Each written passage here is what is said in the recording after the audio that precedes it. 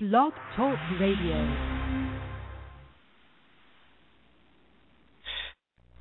Good evening, everybody, or good afternoon or good morning, depending on what time of the world you are in. I am your host, Andrew Fisher. This is Nature of Reality Radio on November 13th, 2013.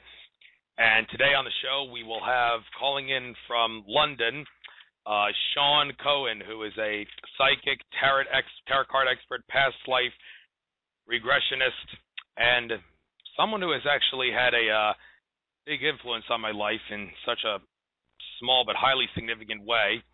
Mentioned this briefly on the last show. Shawn told me 3 months ago that big things would be expected from me in about 6 months, and we're halfway there. Not exactly sure what she means by that, but I'm going to assume that this radio show has something to do with that. Glad she's going to be calling in. She'll be calling in around in about 15 minutes. We're going to go over a little cheat sheet here I planned for her, talk about things like psychic abilities, past life regression, tarot, as I explained, also some stuff on aliens and extraterrestrials. Have a couple of questions I want to ask her on that. And also, I'd like to ask Shawn to give us some advice on how to defeat the New World Order. And, you say there's, an echo. I don't know why it's so bad, but I actually can't hear it. Hopefully it'll fix itself.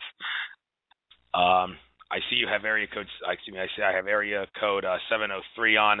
We will be taking calls in an hour and 15 minutes. Please try to hold on. I will give you the chance. It's first come, first serve. Hope to see other callers. We'll be doing readings. Shawn will be doing readings. And first of all, I want to start off with some of the news because as part of Nature of Reality Radio, got to cover news and conspiracy theories. Hey, a lot of people don't want to look into conspiracy theories, but to understand the true nature of reality, you got to look into conspiracy theories. And what better place to do that than Infowars.com, number one alternative media source on planet Earth. There's been a lot of NSA-related stuff. For one, we've known this for a long time. NSA can track your location even when your phone is turned off. It even says right here in the subsection, feds have had technology for at least 10 years. Yes, it was in the Telecommunications Act of 1996, so it's been over 10 years. And one person who works as a contractor for the NSA who appeared on the InfoWars Nightly News recently said your phone tracks everything you say and it goes to the NSA database. NSA, which in many ways is our real shadow government. And the InfoWars reporter Jakari Jackson asked him, how can we keep them from accessing the phone things that we say into our phones? How can we prevent that from happening? And the guy was like, I can give you the short answer and the long answer. The short answer, you can't. The long answer, you can't. Yeah, it's been set up that way. The only way to not let them listen to you on your phone is to destroy your phone. Not that I'd recommend doing that. Hey, some people say you might as well get through life pretending they don't exist. Well, you should, in many ways, because the surveillance system is designed to suppress our consciousness and keep us behaving in a more subdued way. It's one of the main ideas behind it. But at the same time, you got to fight it, even though you may act like it doesn't actually exist. And I'm glad to see Shawn saying, okay, the echo is good now. By the way, Shawn has inspired me that I should chat in the chat room. I said on my last show, which, by the way, still have a little bit of a bad taste in my mouth that my guest never called in or explained why he didn't call in. I'm assuming it's because he was afraid that appearing on a show that talks about things like psychic powers and extraterrestrials would discredit him. It's a big shame because one of the reasons I created this show was to try to unify many different people from all different fields of research into a collective whole. But unfortunately, that won't be easy when you talk about really way out there subjects. But as I was saying, Shawn inspired me that I should get involved in the chat room. And problem is, if I start writing a lot, and it's going to get kind of hard for me to concentrate if I try to speak into my radio and type at the same time. So I'll try to keep my messages short. Don't be surprised if you don't see me often, because I'm the kind of guy, if I start writing, it's going to go on for a while. But I do encourage everybody to, you don't actually have to listen to me. If you want to have a chat in the chat room, be my guest. I don't have any objection to people doing that. I want people to talk. I see I have a couple of guests with 4-digit numbers at their end and also sentient spirit. Hello, glad to see you said hello there. I might as well reply right now. Hello, how you doing? But let's get back to the news. I was talking about NSA stuff. On a related note, the Seattle police deactivate the Wi-Fi spy grid after privacy outcry. It was talked about on the InfoWars Night in the news yesterday that all of Seattle is monitored. They can track everything, anything, anytime. And this came out, and leaked documents revealed this spy grid. And to be honest with you, I think people shouldn't be so obsessive about privacy. I mean, it's great, but at the same time, what I mean by that is you shouldn't be saying, we want our privacy, we want our privacy. No, instead of saying that, a more better way would be, we know you're not doing this to keep us safe. And it's not.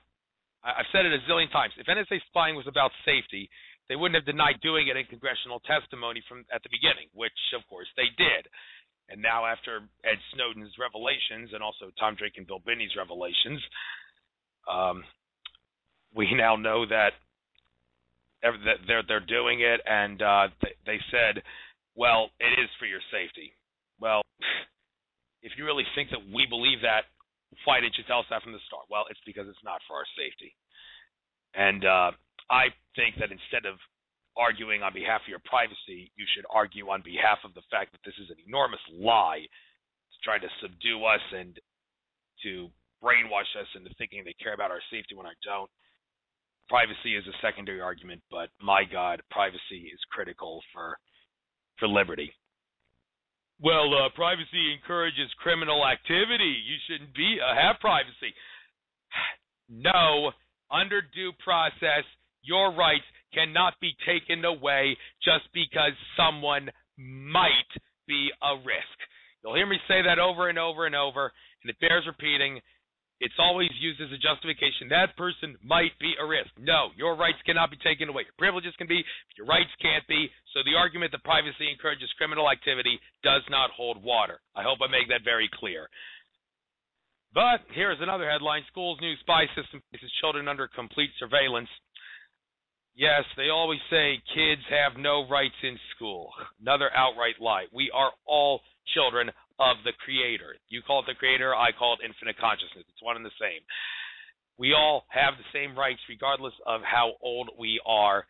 Schools don't have authority to take away kids' rights.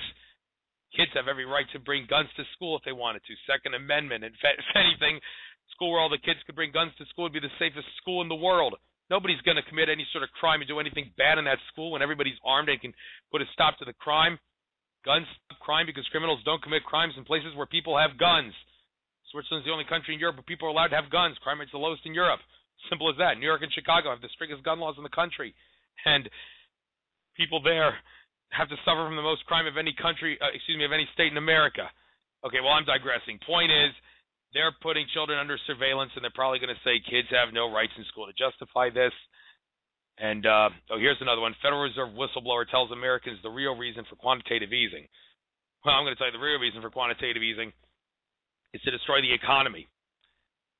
They put a lot of money into the system, boost the economy, and then when everybody's used up all their money and everything, they reel in the fishing line. The bankers do. The bankers take in all the money that they put in the system and put everybody in depression. That's how they did it with the Great Depression of 1929. There was too little money in the system. It's looking to be the opposite now. They're going to try to devalue the dollar by putting so much money into the system. So much money that the dollar will be worthless because the more money there is in the system, the less valuable the dollar is. What is money anyway? Numbers on a screen. That's all you need to know. Even the cash is numbers on a screen.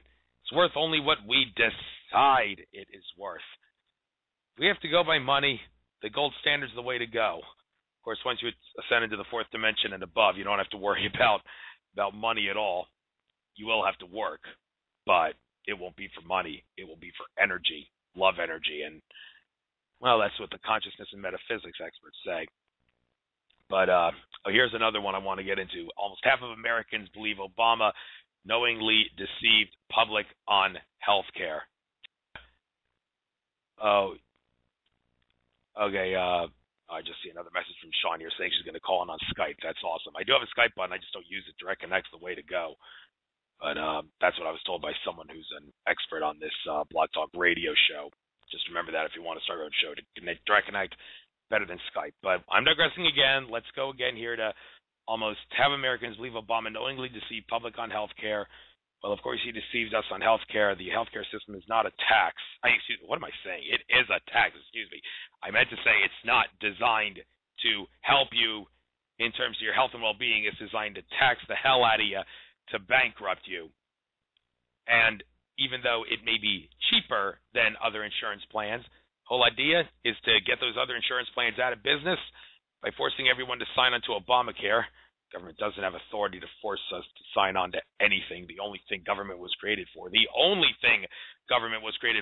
was to use by collective force necessary, to exert by collective force necessary to protect the rights and property of every single individual that has ever lived, who's under the auspices of that specific government. And that is why they don't have authority to force us to sign on to something. The public is starting to wake up to this, that Obama is lying about health care. Of course, he's not really the one who wrote it. His Illuminati New World Order masters, in particular Goldman Sachs and the Rothschild family, they wrote this. And banks own the insurance companies, by the way. And the banks want to rule the world. That's something to keep in mind. So anyway, if you have a sticker on your car that supports Obama, that sticker might as well say, I am retarded. Or, in some cases, I am ignorant, because you're being brainwashed by mainstream media sources that say Obama's a great president. He's the worst president on earth, only exacerbated what George Bush has done. And I don't know who's supposed to be the president in 2016. Seems to be Hillary Clinton and Chris Christie might be on the ballot. That seems to be the word on the street. Hillary will run as a Democrat, and Chris Christie, who's getting a lot of media attention, the governor of New Jersey, he is a globalist, and they might want to try to put him on the presidential ballot. They would only be worse, I would assume, than Obama, because it's designed to get worse and worse over time. And well, let's see what else we got here. Just seeing another thing flash across the screen here. What made the Nazi Holocaust possible? Gun control. Yeah, Hitler took the guns, and then he started the Holocaust. They take our guns, we're going to FEMA camps. I don't want to go to a FEMA camp, folks, and I don't think you do either. Oh, how about that? My friend Greg Prescott, who I don't know if I should call him my friend. He's my acquaintance, more likely, because I just call into his show. But I'm glad to see he's in the chat room now. He played a big role in this, telling me I should start my show. And nice to see he's advertising my show. By the way, Greg, I'll be able to... Oh, I am your friend. Yes, I guess we could call each other friends. If people from other states call each other friends, I'm sure they can. Location doesn't matter. Space and time are illusions. Like I said, space and time are illusions. Location doesn't matter. You are my friend. But, by the way, I'd love to advertise your N5D website on my show. Your site is very great at expanding people's consciousness, and it'd be nice if I could advertise on my show, maybe even use it to pay for my show. Of course, I would never, ever do that unless you could make a profit off the advertising. If you don't make any money off advertising on my show, then it obviously isn't worth it. But, Shawn, if you want to call in right now, that's okay. You said you'd be calling from an international number. So, I don't know what your problem with Skype is, but call in whenever you want. I have some other people, 703 and 928 on the line. Well, I promise to get to you at around 7:15 Eastern time, that is. So, what else is there going on? Well, in the subject that Shawn's going to be talking about, I guess, before she calls in, I might as well get into this. Psychic powers. Psychic powers, everybody's got them. We're just not good at getting it out. That's infinite consciousness for you, but that's also the third dimension of consciousness for you. Going to have a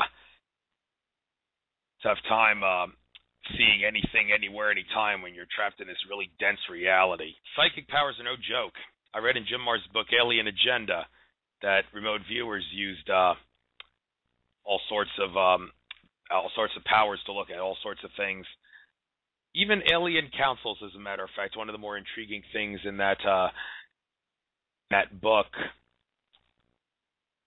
was that different remote viewers that the CIA trained were looking at alien councils of all things, and they gave a very similar description of a ziggurat structure and aliens in it, higher dimensional aliens who supposedly are watching over us. And I don't think these two people are the only people who have seen these things. I mean, when it comes to aliens, you can't have that many people having that many consistent stories, and there not being some truth to it.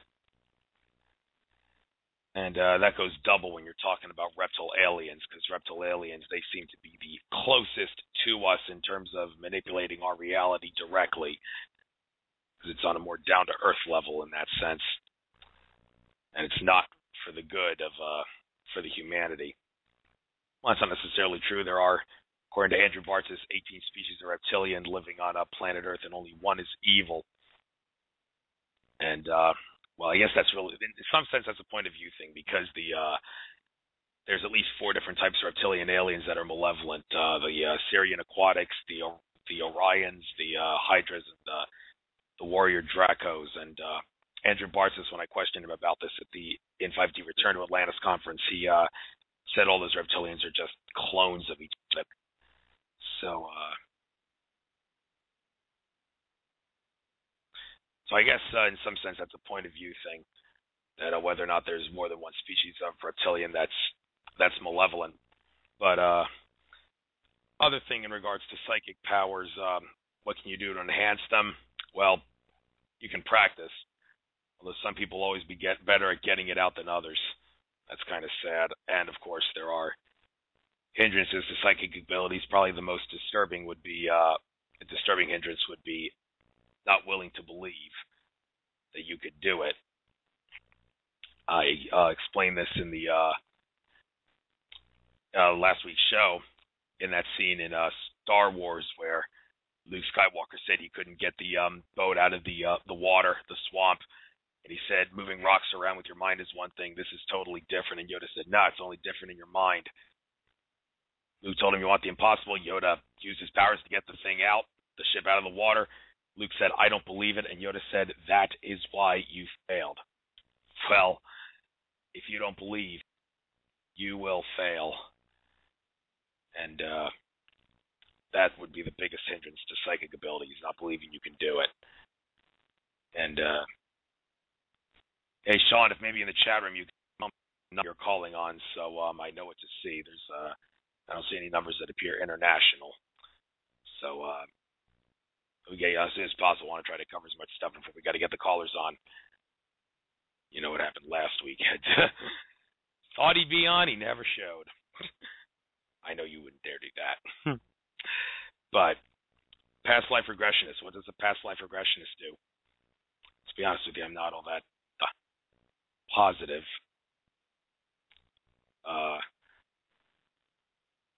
But I believe it has something to do with seeing what you did in your past life, and I guess learning how to apply it in this life. And just take a moment here. Shawn's saying, I am here, just click on me. I'm not exactly sure, so you're going to have to assist me here.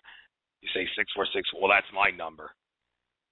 I don't know what number you're, so if you could maybe let me know here so I can get you on. I have 2 numbers, 73 and 207. I'll tell you which one is yours.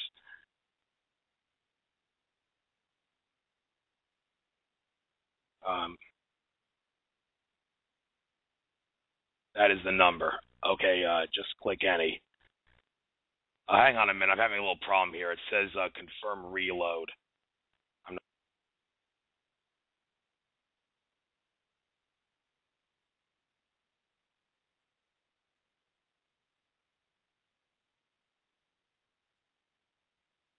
Hey, folks. Sorry about the little distraction. Somehow my show got off the number. Okay, I'm back. So I didn't end the show accidentally. I am back. So okay, Shawn, you're still not telling me what number you're on. I don't know what number. Can you type the number that you're calling from? Is it the 207 or the 703? Is it late to get? Okay, thank you for confirming. You are on the air. You are on the air. You're on the air. Welcome. Hi, Andrew. Can you hear me? Yes, I can. Sorry for that little distraction. Yeah, yes, I can hear you. Can you hear me? Yes, perfect. Can you hear me? Yes, okay, that's perfectly. good to know. Yes. Hello, so you're on. And I'm glad that we connected. Yeah, I don't know how that got so confusing there. But let's not worry about that. And hopefully this distraction won't happen again. It said reload this page, don't reload. Have you ever had that problem, by the way, when you do your shows where you all of a sudden say, it says on the screen something about reloading the page? Yeah, what happened is when I came on when you came on and I was already in the chat room, I heard an echo. That's why I put, oh boy, there's a big echo. And then I remembered, reload the page. And I reloaded the page and it was fine. So sometimes Blog Talk Radio does that. Sometimes Skype does that. And Greg will tell you he's had those problems. My friend Rick, who does his show, has had those problems. It's just the nature of the beast. But once you get the hang of it, and Greg is saying yes in the chat room, once you get the hang of it, it's like, you just know, okay, that's what you do. So we're fine. We're cool. You can hear me. I can hear you. And the people hear us, which is great. So let the show begin. What would you like to know, Andrew? Let's begin. Well, you got that cheat sheet in front of you? Because I do. I always give a cheat sheet to my guests. But whatever you want to ask me, I'm very happy to answer. Okay. Well, one of the main goals of my show is to get information out to the people, not so much necessarily interact with the guests. I'll certainly do that, but getting information out is what takes priority here. So in regards to psychic powers, I was quickly covering this. And first thing, I might as well ask, how can you debunk the skeptics who think psychic powers are myths? Well, when you've been working in this field as long as I have, there are always skeptics. And in a way, skepticism isn't a bad thing. It can be a good thing. But, when your mind is totally closed off, that's a bad thing. So, it's about being able to understand the process. Most people haven't a clue unless they're willing to open their mind and learn about it. Now, if you have a pituitary gland and you have a pineal gland, you are psychic and telepathic. It's just that simple.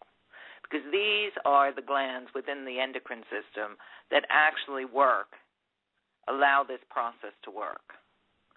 So there's no such thing as no one ever being psychic. Some people may call it, a gut feeling, right? Or they might even have a dream that gives them some advice. All these things are part of the same greater whole. So if people, debunk psychism or anything to do with spirituality, metaphysics, divination, in my book, that's their problem and their loss. I don't bother trying to convince people. There was a time when I was younger and starting out, I did. And I found it was just a holy waste of time. So if people open that door or even the littlest bit of curiosity, they will really be rewarded because it's a wonderful experience, and it only gets better. The more you use it, the better it gets.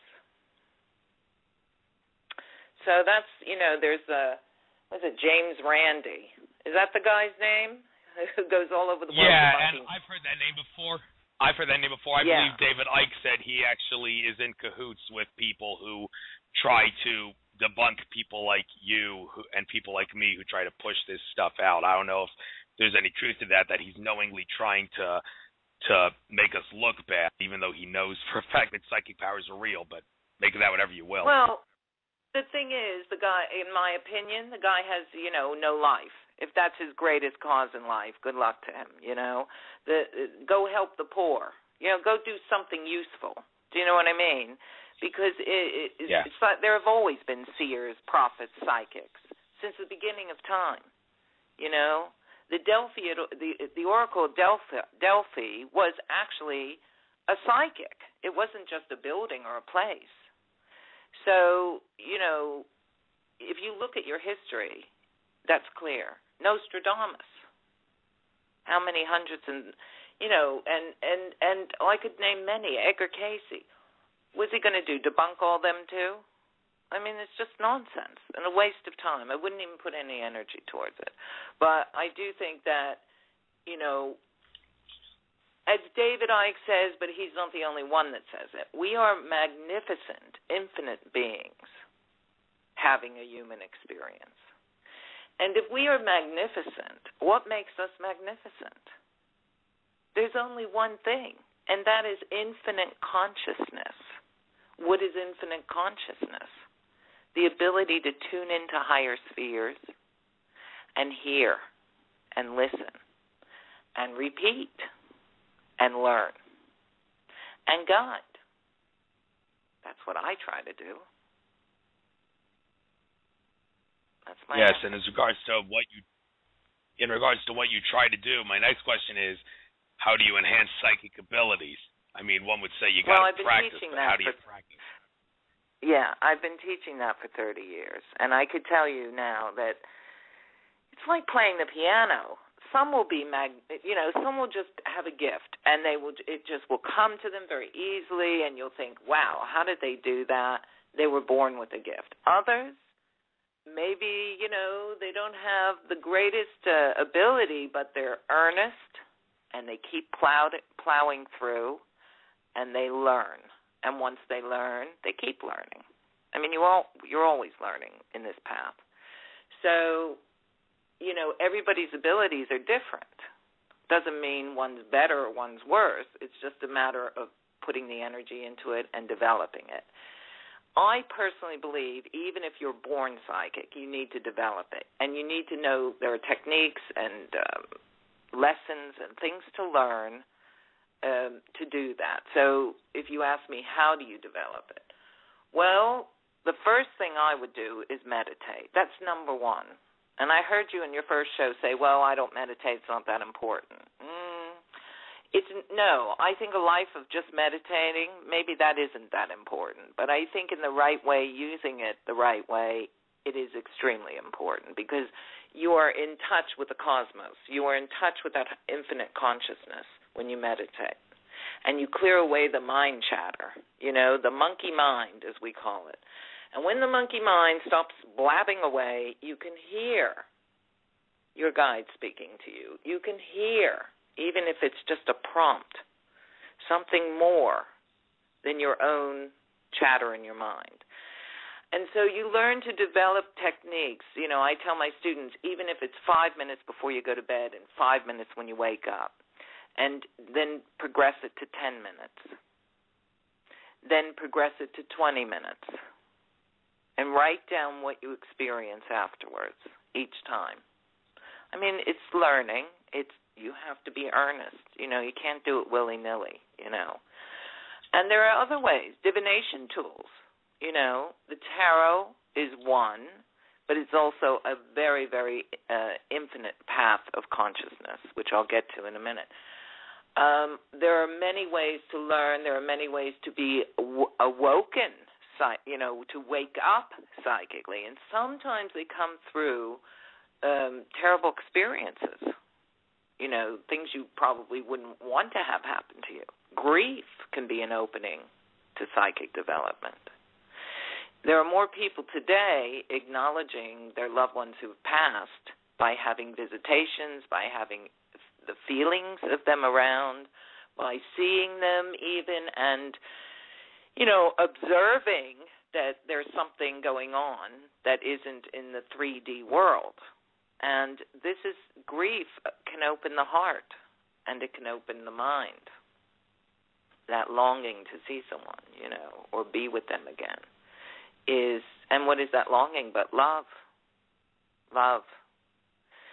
So there are many ways, you know, there are many ways.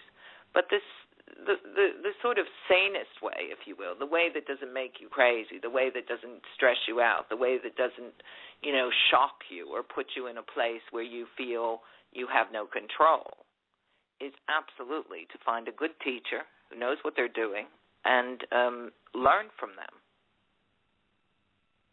Because it is a learning process to do it right. And when I said meditating was not really important, I didn't mean it that way. I'm just saying you don't want to get into a ritual of doing it the same time every day and focusing on it all the time, all day of your life, because that makes it ritualistic. You got to go in a smooth manner. George Cavazos told me about that when I clarified that with him. I scheduled a session with him a few days ago, and he talked about that with me, about how you don't want to make a ritual out of meditating, because that's when it becomes a problem. Well, but for some people, right, who need things, I mean, everybody's different. So some people need that. First of all, let's say they work 40 hours a week. Maybe these are the only times they can do it, okay? And that may be a different story for you. I know that if you present the opportunity to the body, mind, and spirit, then the opportunity comes. So that's the law of intention. If you say, I intend to be in meditation every morning at 8 o'clock and every evening at 10, then, the universe, your guides, the cosmos, infinite consciousness will rally around to be in your energy field at that time. So there's nothing wrong with doing that, especially for a beginner and especially for someone who has an earnest intention, because intention is everything, to open up, to learn about their chakras, to work with their chakras. So, it just depends. Some people maybe would find that ritualistic, but I myself feel that it's good practice, basically. Good healthy practice. And again, I'm talking about people who are new to the path, who want to learn. The greatest teacher we all have is our higher self, our own higher self. But, if you don't know how to dial up that number, so to speak, then it's going to be very hard for you to get that information. So it's a process of learning. And it's going to be the best process you ever go through. Yes. In regards to that process, I ask, what are some hindrances to developing psychic abilities? Obviously, the number one is not believing you can do it, but what are some other ones besides not believing that you can do it that you can think of? Okay, there's a couple, and they're big ones. Like not believing is number one, I agree. And then other people not believing that you can. Because when you're a child, what you hear from your parents is what you believe about yourself. So there are many psychic children, and I must say this because I think it's important, especially now. More and more children are coming in wide open, and because we need this on the planet, okay? And you have children, we call them indigo children, crystal children, rainbow children, whatever you want to call them.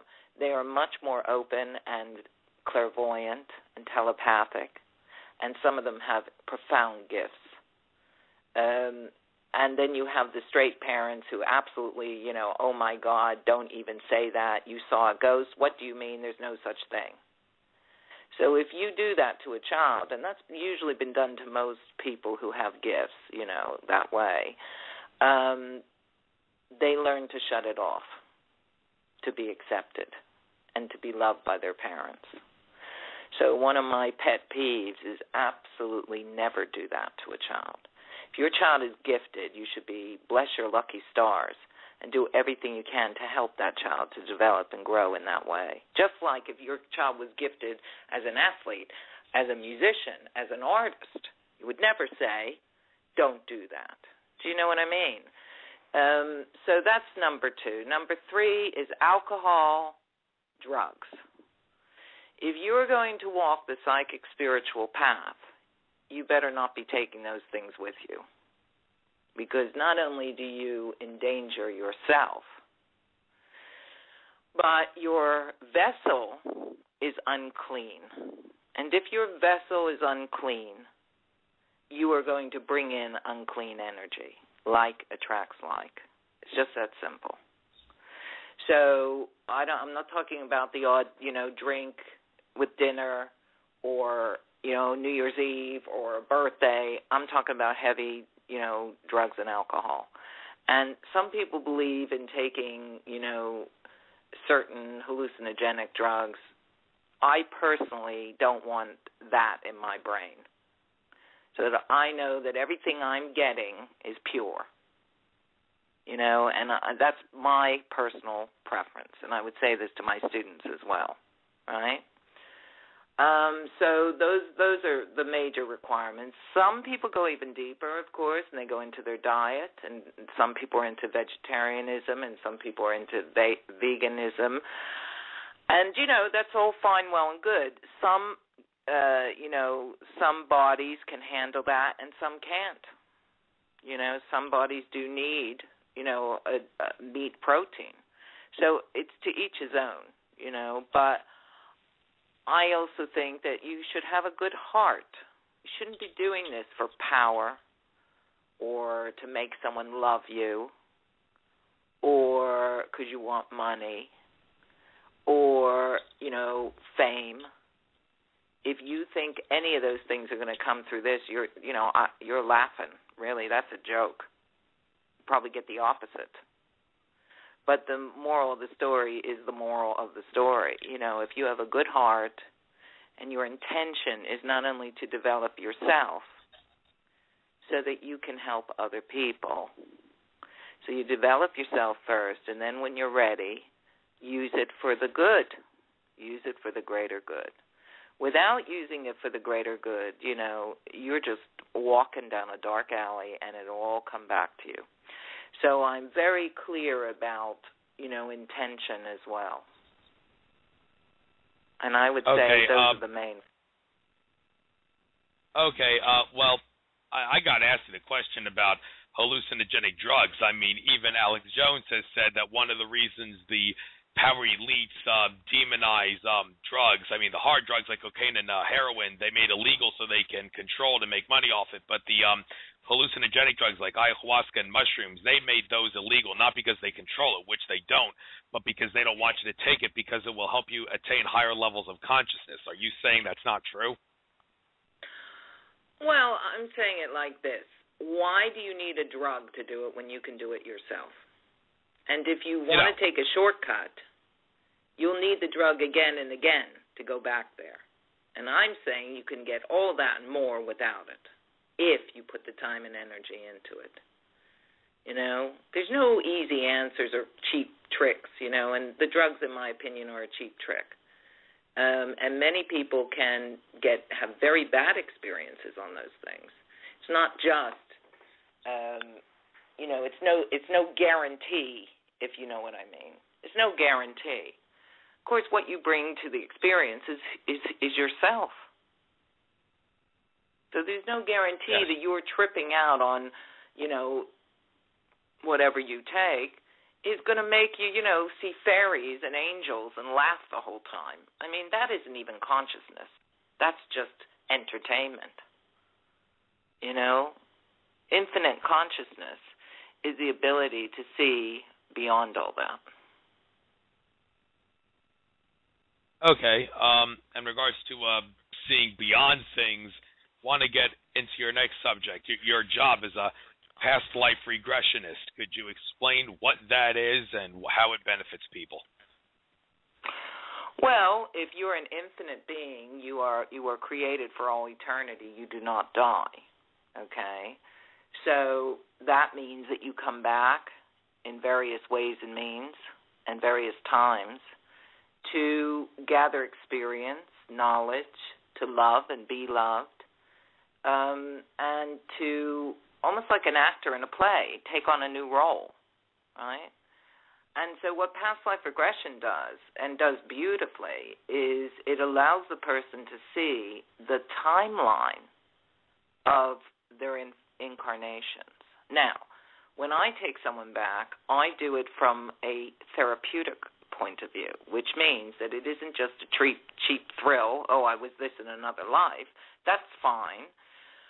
But I heal things in the process, because what I make them do is when they come to me for a past life regression, there's a little bit of homework they have to do before they come.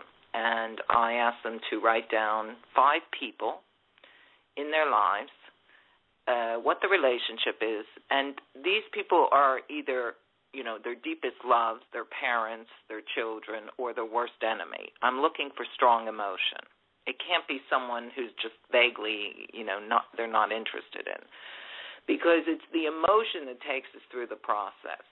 The next list is 5 places that they feel connected to, because if you've incarnated at all, you've got to, there are other dimensions you can incarnate in, but normally I'm dealing with the earth plane. Sometimes we go to those other places, but so I would say, well, maybe you've never been to China, but you're fascinated by the culture. Maybe you absolutely hate the idea of going to India. You'd never, even if someone gave you a first-class ticket, you don't want to go there. So you may not have been there in this lifetime, but that you'll have feelings about them. So, and of course, people have deja vu. So if you've ever had a deja vu going somewhere, oh my God, I've never been here before, but it's also familiar, then I want that in that list as well.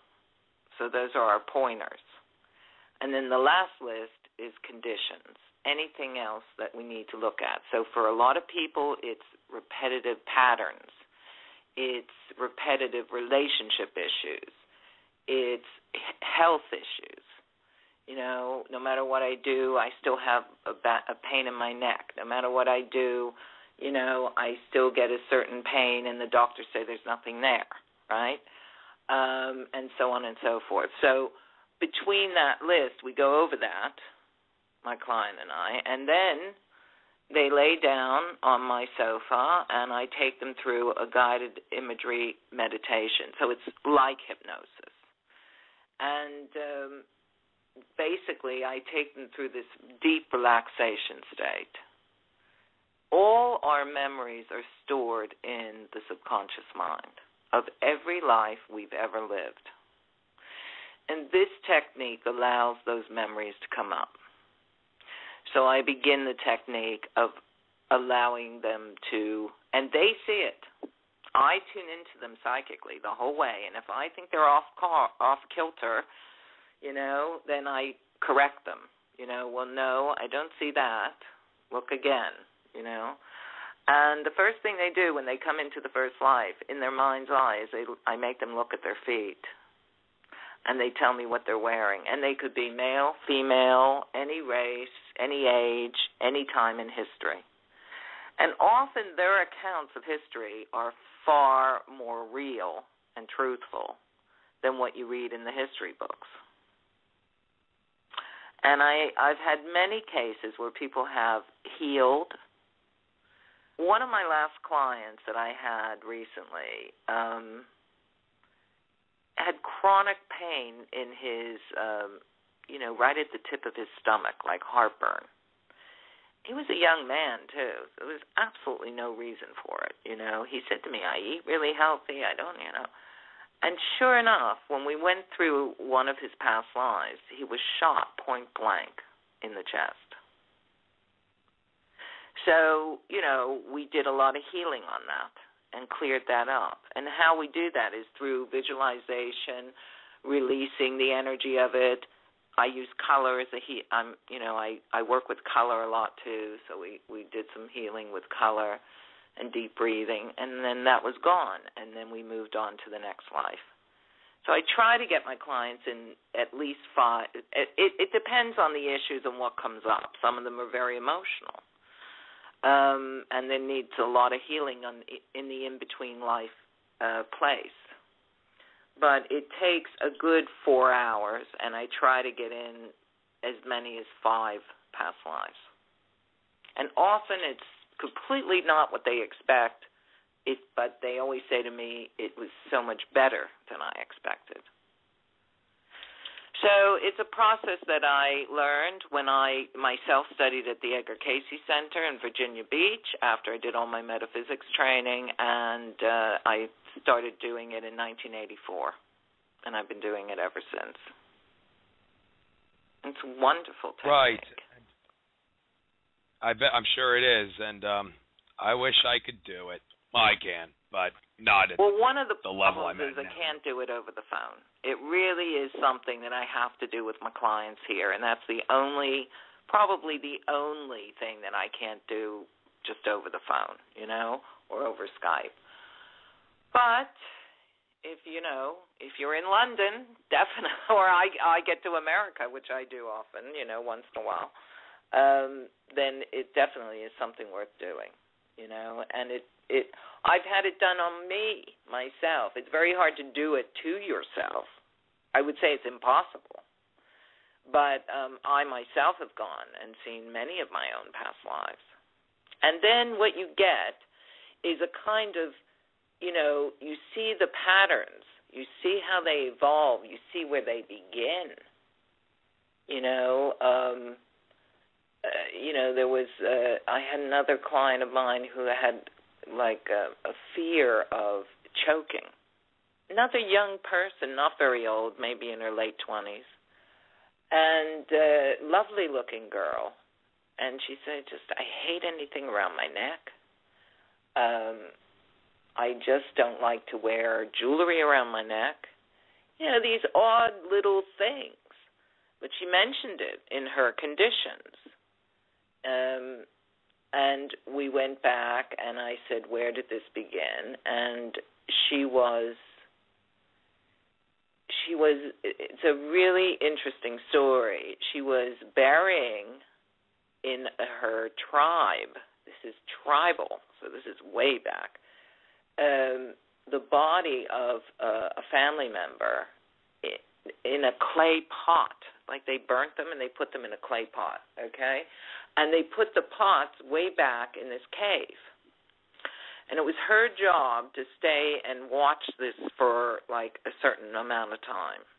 And it was right by a beach, and all of a sudden there was a big wave that came in and took her under the water, and she drowned. So she couldn't catch her breath. So her throat, she was absolutely like choking on the water. And that must have been hundreds of lifetimes ago, but it was never cleared up. So because it was never cleared up in the in-between life stage, she was carrying that energy. The soul does carry those energies between lives and after, and in between, and back in the body again. And the curious thing for me and for anyone is, why does it still carry it? And this is the $9 million question. Why don't you get healed? Because when you die, you feel no pain. You never have pain in the astral world, in the heavens. But I think it's what happens on Earth pretty much stays on Earth. And I think this is the process that you have to heal. You have to heal from that. So I get lots of people who heal relationship patterns.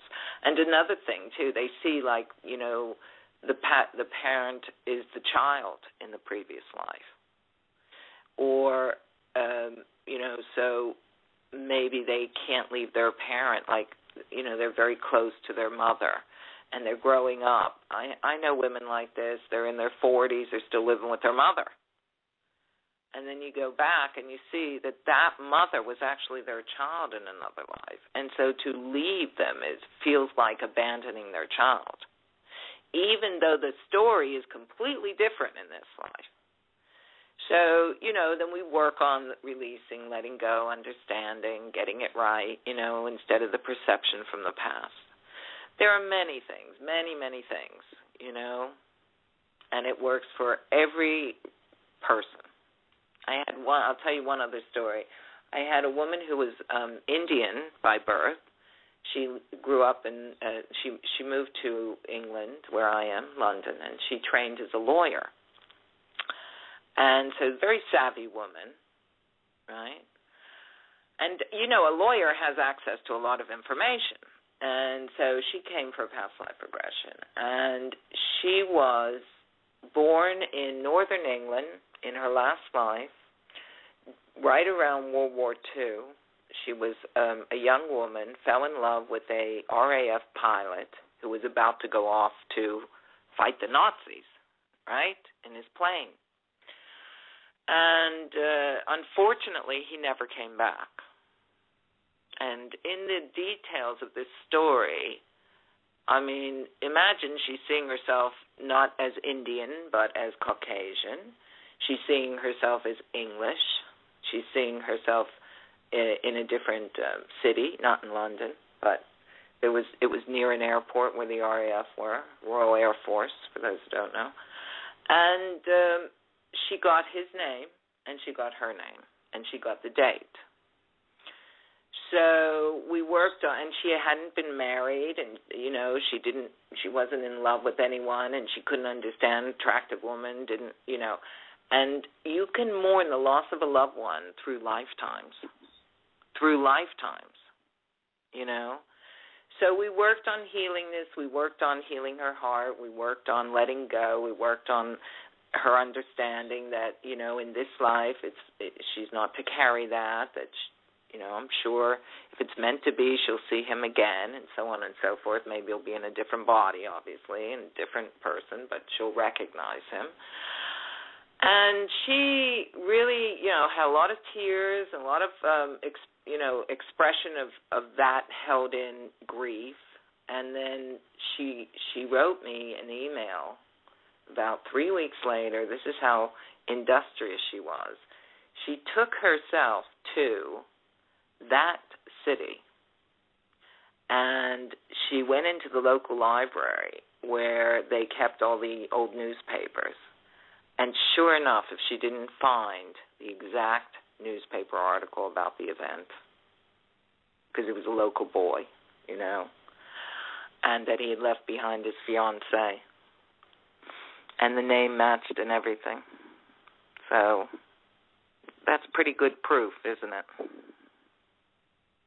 Yes, and speaking of proof, moving on to another thing you're an expert in, how can you prove that tarot skeptics are wrong? Tarot cards, a bunch of hogwash, they say. How can you prove that wrong? Well, they don't understand the tarot. It's just that simple. How someone says to me, say a physicist says to me, well, string theory is right. Well, what am I going to say to him? I don't study physics. I haven't a clue. So if that's my field and I know it, and I know it inside and out, and I've studied it for, over 30 years, and I think I know what I'm doing. But if someone says to me, well, it's wrong, and they've never even looked at it, read a book about it, then why would I even take what they have to say seriously? Well, I don't. And that's really the end of the story for me. I'm not interested if they don't understand it. But for those who do want to understand it, for those who are, willing and interested in understanding it, it is a fascinating exploration of human consciousness. There are 78 cards. 78 cards divided with 22 major arcana and 56 minor arcana. In the tarot, you have the archetypes of the subconscious. And every human being carries these archetypes within them. So Jung was a great advocate of the tarot, Carl Jung.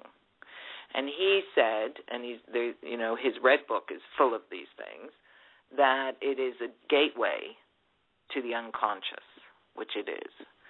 Joseph Campbell, who was very much interested in mythology and how it represented different archetypes, loved the tarot. These are very esteemed, knowledgeable men. They have no reason to poo-poo it because they studied it. And once they studied it, they understood it. So it's just a matter of ignorance versus knowledge.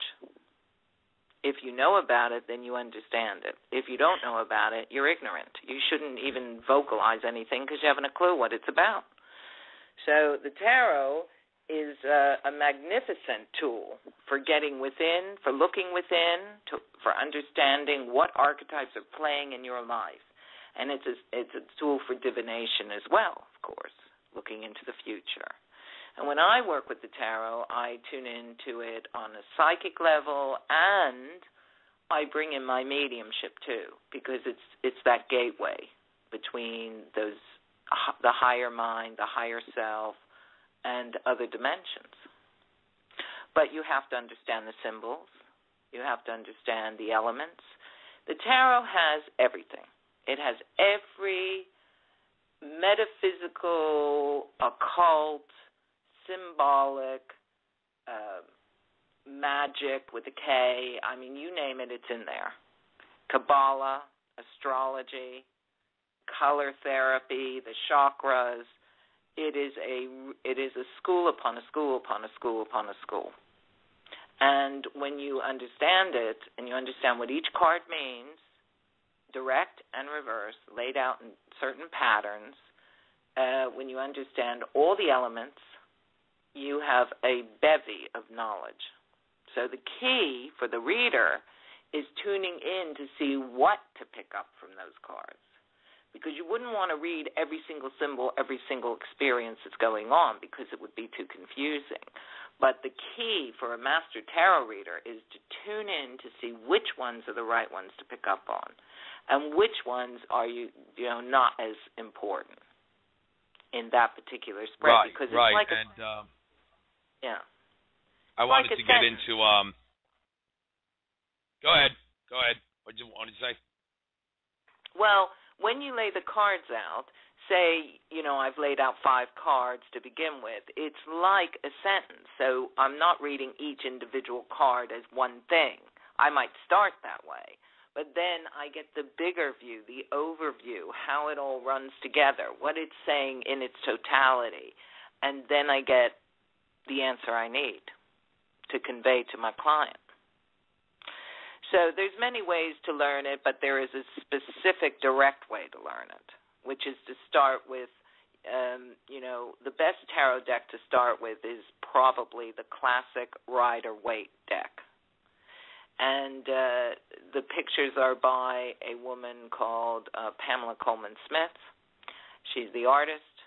Rider-Waite put it together, and it is a beautiful deck, basic deck. Once you understand all the symbolism, the numerology, the astrology, the elements, all the things you learn, then you learn how to work with it in spreads. So there are many different spreads, and some tarot readers create their own spreads. I've created my own spread, and I use that a lot. And then you can branch up to more detailed, more illustrious, more artistically expressed cards. And some of the cards won't be tarot cards. The ones that are truly tarot are 78 cards with the 4 elements, fire, earth, air, and water, which is fire is wands, earth is the pentacles, water is the cups, and the swords are air. And you must have 22 major arcana cards, because loads of people are out now creating their own decks. Isn't that nice? That's lovely. But they have to be true to those principles. Otherwise, they really don't count as a tarot deck.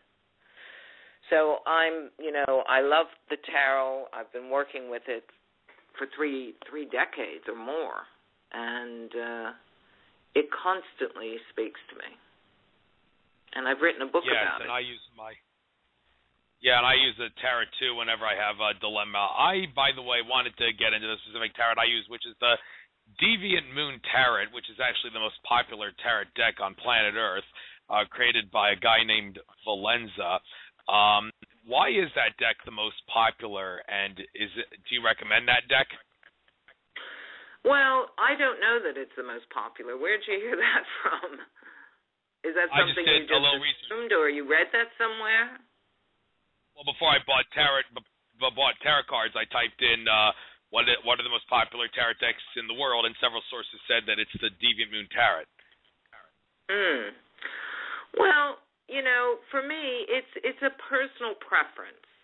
I teach the tarot. I've been teaching it a long time. That's why I wrote my book, the Tarot Workbook, And it's really for students to learn. It's a basic but there's all good stuff in there, Kabbalah, everything. And I would never teach on a deck like that because it would just be way too confusing.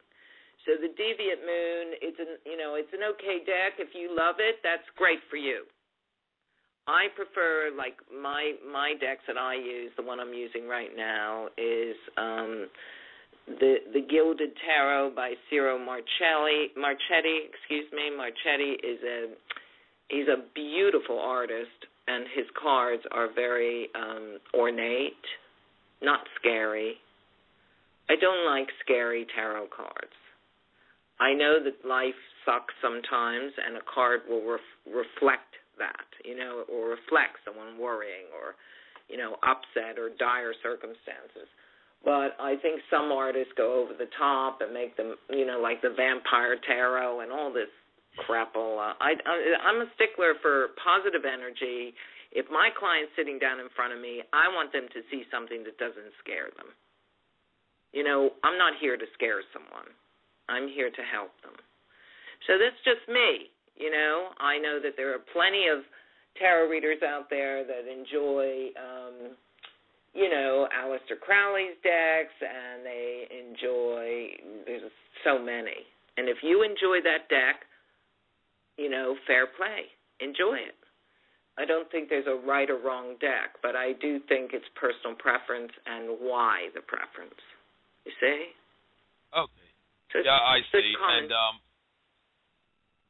okay, I wanted to get into one thing about the tarots in regards to them predicting events in history. Probably the most notable example of this is people say the Tower Tarot symbolizes 9/11 because you got a tower on fire, people falling from it, and in the case of the Deviant Moon Tarot, they actually show like a death ray coming from a spaceship. Maybe it's the moon, and that kind of reminds me of John Lear saying that the towers, the direct energy weapon that took them down, was on a space-based platform in Earth's orbit and not nuclear bombs, as some people say. But regardless of what kind of direct energy weapon actually took down the towers, is there truth to the the tarots symbolizing events in history?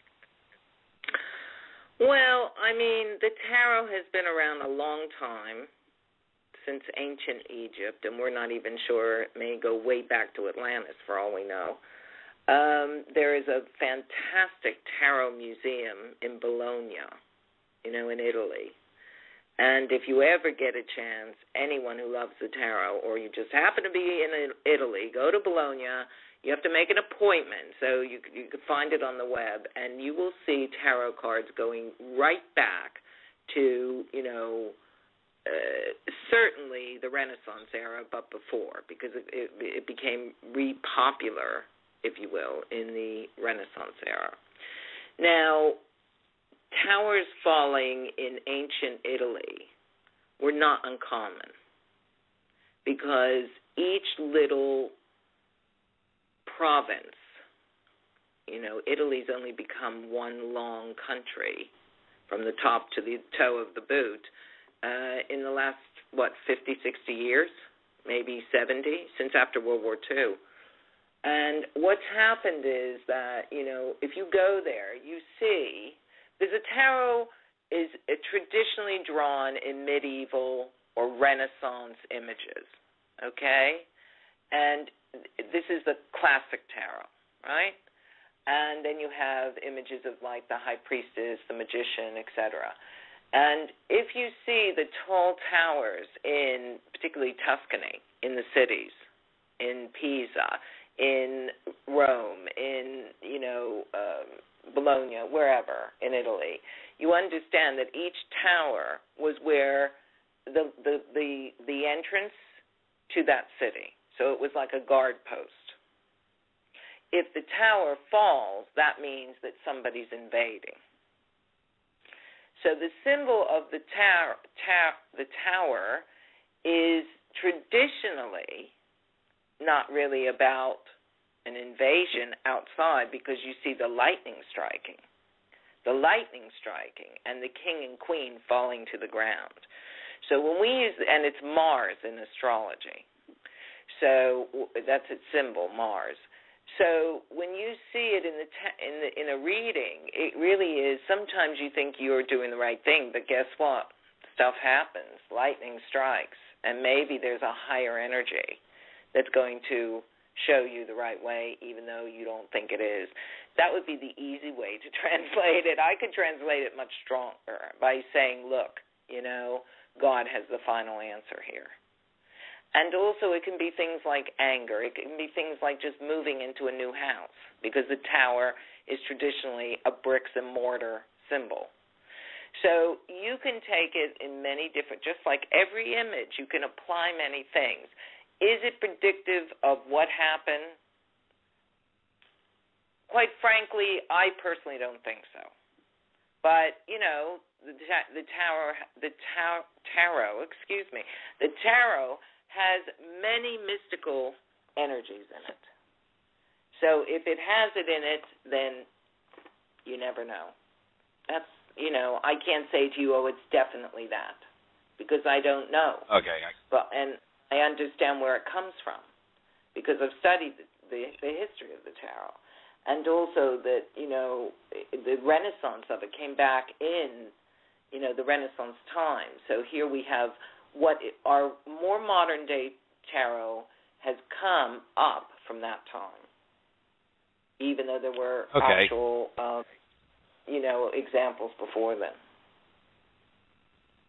Does that answer the question? Yeah, to the best of your ability, you answered it. You said, I can't say for sure, and that's a perfectly reasonable answer if you truly can't answer for sure. But moving on, I wanted to get into aliens and extraterrestrials. Got to get into that at some point. There's so obviously an extraterrestrial cover-up. Bob Lazar, John Lear, David Icke, so many people can get into that. But anyway, I wanted to, something specifically you mentioned, when you were talking on In5D Radio, you brought up the subject of shadow people, and I typed shadow people into Wikipedia, and there was something there in the article that talks about this woman who appeared on an interview on Coast to Coast AM. I don't remember the name they gave. I believe her name began with an H. She claimed that shadow people are actually malevolent aliens. What's your take on that? This is a really big discussion, because there's a lot of opinions, that's number one. And number two, if we're going to talk about reptiles, why can't we talk about shadow people? If we're going to talk about grays, why can't we talk about shadow people? I personally don't think that their energy is that good. Having witnessed one, although it was just like he was passing through, he walked through the walls and he walked straight out again. It was weird. And me and my daughter in daylight saw this. So that's why I was speaking about it, because I had an experience of it. And I didn't understand at the time what exactly it was until I was led to something to look at. And then I saw the hat and the coat and the dark, just the whole shadow. It's like someone took a charcoal and drew them in like that, They say, and I've read some stuff about it myself, that the shadow people were here before even humankind were put on this earth, and humankind meaning, the ancient alien theory, which is that aliens intercepted in creating us on this planet, right? And that the shadow people were a bit pissed off about that. And they were, pushed to the shadows, so to speak. Now, there are many websites, and there's a woman, I don't remember her name, who's done a lot of research on it. It's there. What we can't see is unbelievable, right? We can't see bacteria, but if we get a microscope, boy, it's like a whole world there, right? And the same is true with the energies in other dimensions. And I believe personally, having seen many spirits, pets that passed, and even views of the future,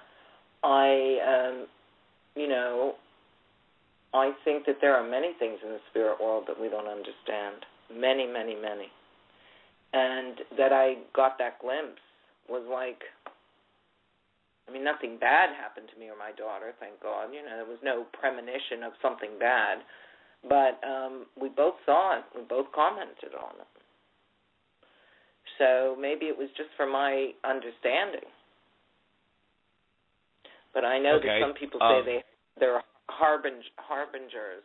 What's the word? They bring bad things in. And, I wouldn't want them around me, basically. It's very important to, you talked about fear-mongering, and I always have this 50-50 sense of, I'll speak about anything with pleasure, but do I want to scare people? No. I want to open a door of understanding. Some people say they're watchers. You remember Highlander? There was always a watcher from a cloud. Some people say they come from this whole idea that the Arabs have their genies and jinxes, this jinn sort of, it's called the jinn. Have you heard of those? Yeah, I've heard of them, and I've heard David Icke mention in his presentations they are archons, and archons aren't necessarily reptilians. They are basically a general term for any malevolent entity. I think, and I was listening to Dolores Cannon on Greg's show, and he was bringing up reptiles, the reptilians, and all this stuff. And she said, well, there's some good ones and there's some bad ones, And I thought, really? I never heard that before. But what do we know? Maybe it's true. Maybe there are different levels of, if there's plenty of good people on Earth and there's plenty of bad people on Earth, right, or expressing the negative or the positive, how do we not know that that's not true on every level in every society or every known living thing? It's possible, isn't it? Yeah, it is possible. And when I interviewed George Kavasilis for a session, he told me that every species has some good and bad qualities to it. The Chinese knew what they were talking about in regards to yin and yang, to put it plainly, because there is no such thing as a strictly malevolent or strictly benevolent race. I think that, we're here to experience both. We're here to experience, this is a duality plane. Now, what's interesting, because I have experience of what happens after we die, and, our experience in the astral plane, also known as heaven, is that there is no dark.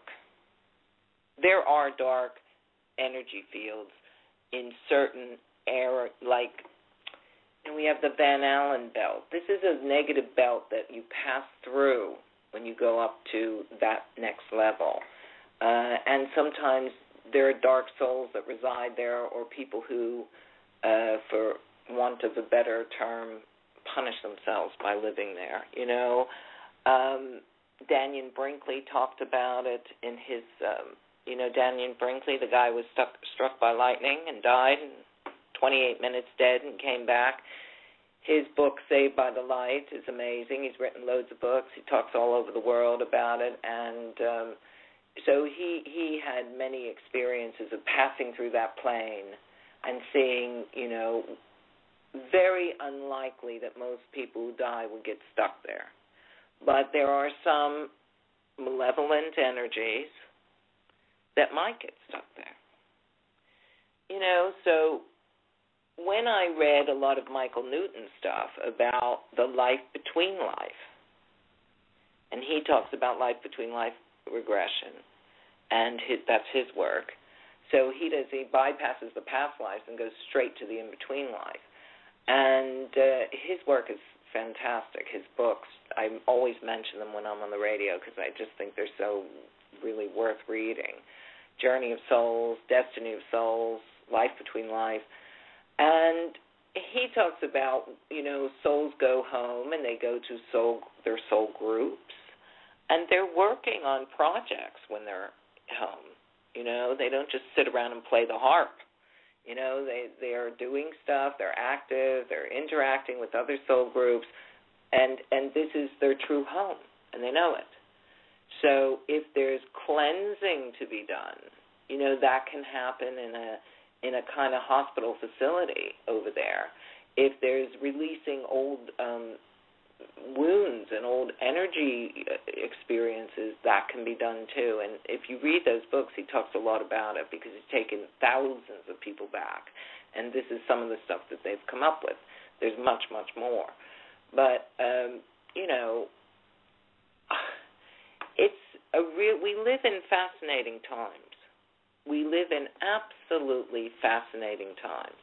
This is the time in history where women, for the first time in 100 years, in all of eternity, all of history on this earth, but in the last 100 years, have had more power, education, the ability to work, the ability to make their own decisions.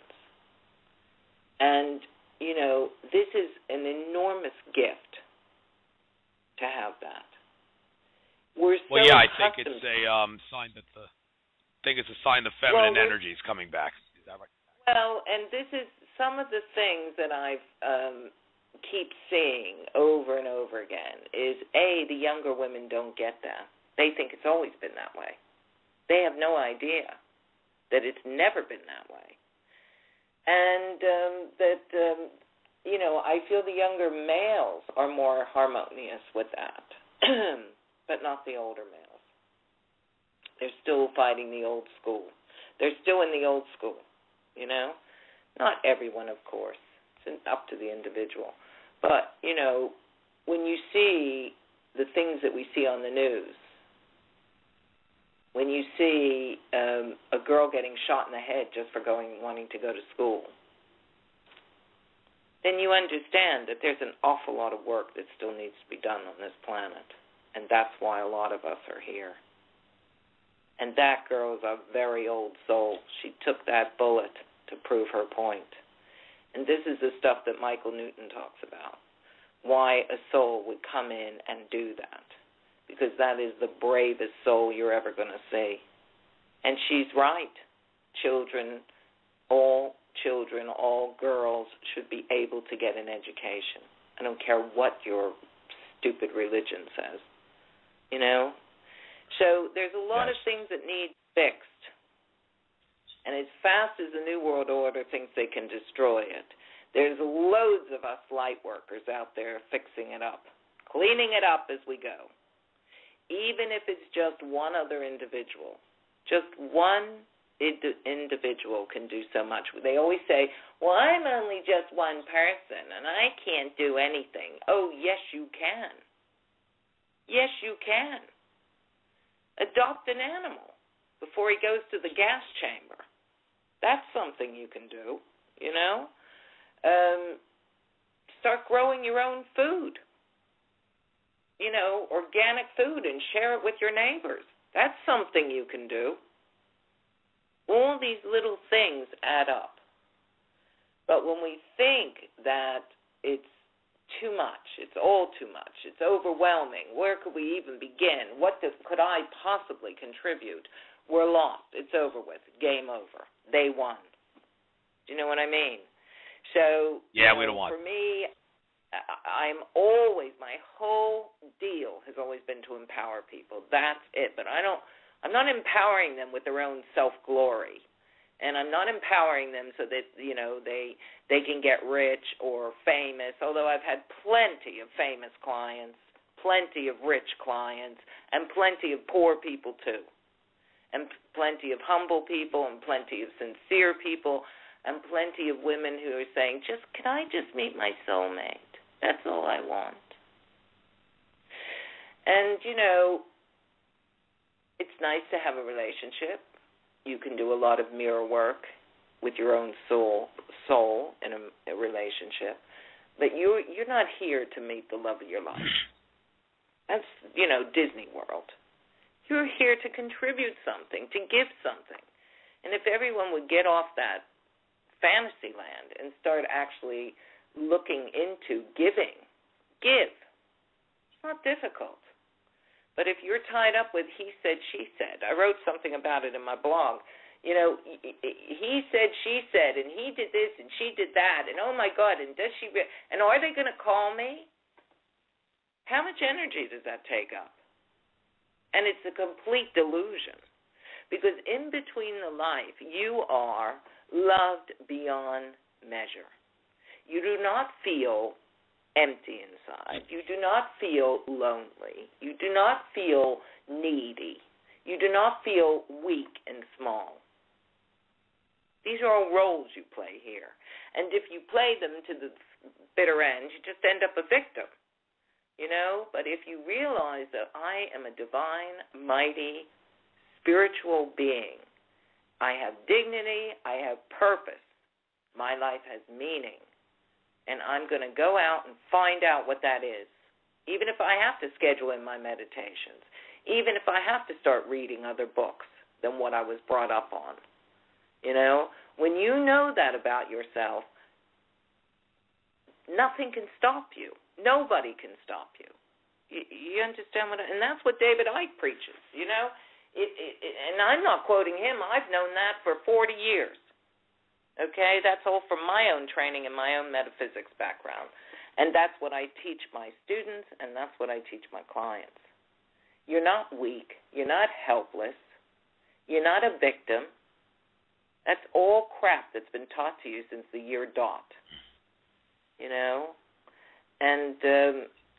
And for women particularly, this is the best time in the entire history of the human race to be a woman. The best time. And so many of them just throw it away. Oh, when's my boyfriend coming? Oh, is he going to call me? I find it, to be honest, it's very immature.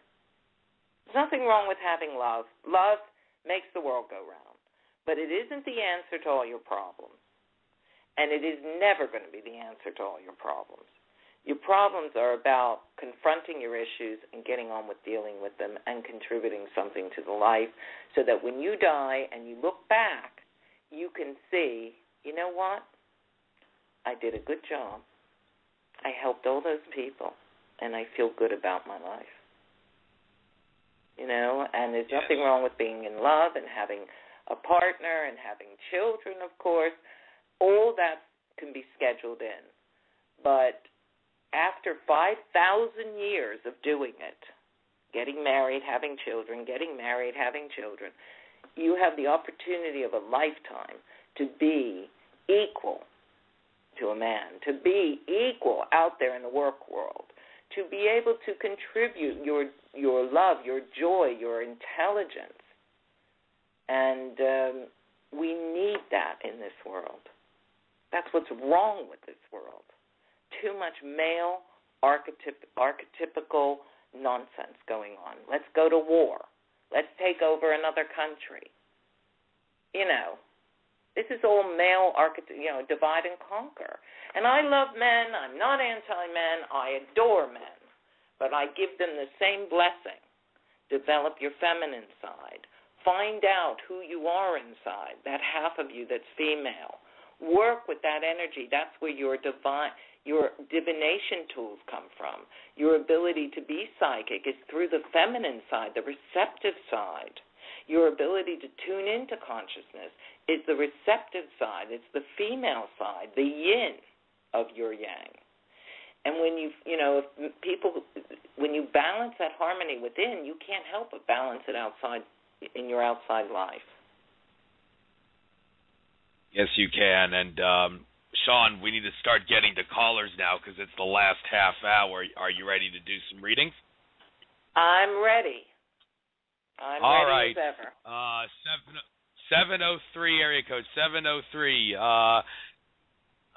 You are on the air. 703. Welcome. Good evening. That was a very fascinating talk. Thank you, Mr. Deep Voice.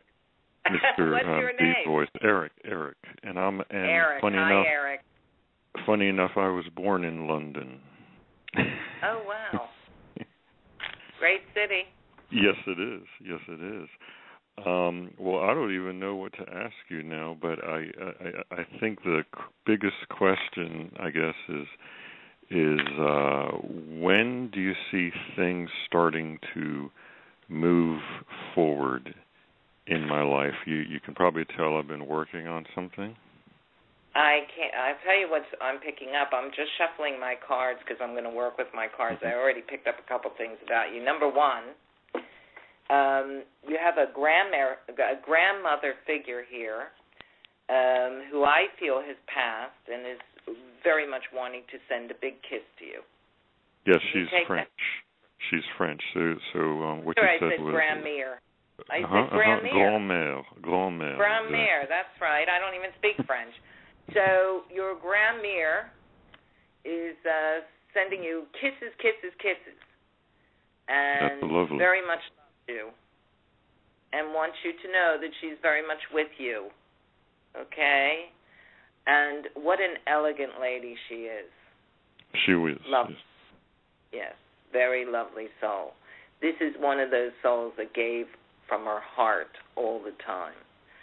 And if you were in my shoes, here's what you would feel. You would feel her energy as absolutely beautiful, clean, pure, loving.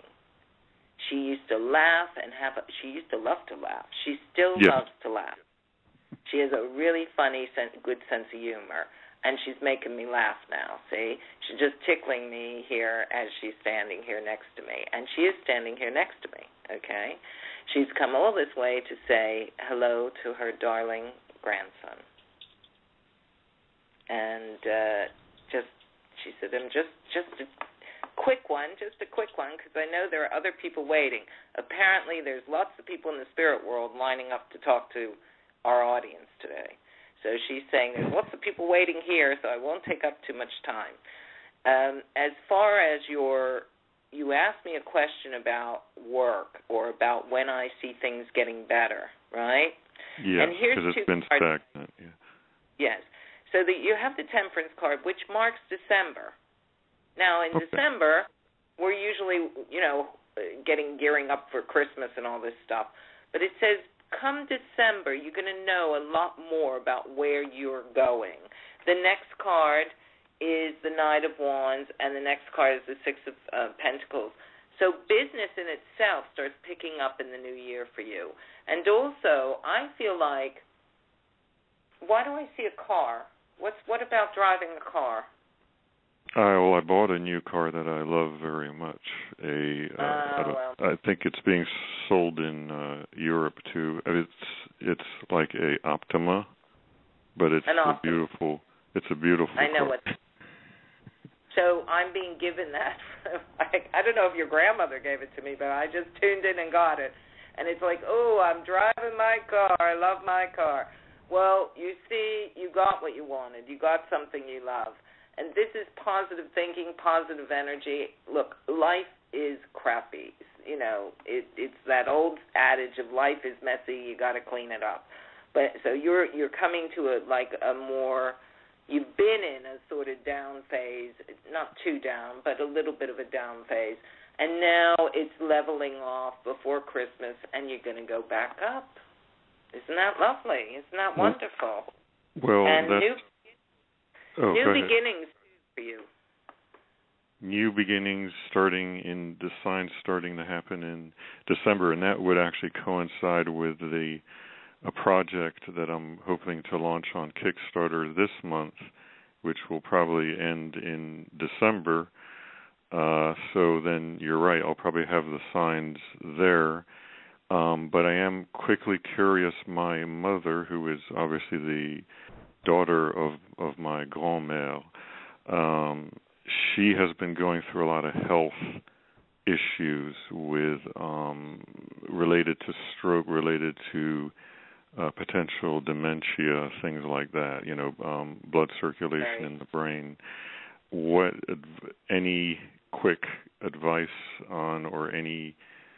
I don't know if you can do this with your mother, but one of the things as an ex-nurse who studied holistic medicine, virgin coconut oil is the miracle cure for dementia, Alzheimer's, and even we have things it. like... We actually have coconut oil. She doesn't exactly like it, but I try to make her... My mother is 89 this month, and she's got some of those issues herself. She's losing her mind, And my mother lives in the States, and I tell my brother and his wife, you must get it down her. Now, you build up slowly. You can bake with it, you can cook with it, you can make brownies with it, whatever it takes. But if you can get up to, now you build slowly, so a little bit at a time, but consistent, up to 3 tablespoons a day, she is going to be right as rain. And I don't mean that, cured miraculously. I mean that this is like Roto-Rooter for the brain. It cleans out all the plaque. It cleans out whatever is blocking the ability to think straight. So that's one practical thing you can do. As far as, is it your mother's time to go? No. Thank God. No. Yeah. And I think that was the real question behind all that, wasn't it? Well, just the degeneration. I was very worried how rapid certain things were happening in the last... She's had a speech problem for about 2.5 years, 3 years, but things have progressively in the last few months have gotten a little bit worse, and I've been very worried about that. Yeah, it's very difficult when you have, the stroke. But I know it's hard, but if you could get some of that down her, you would see that improve.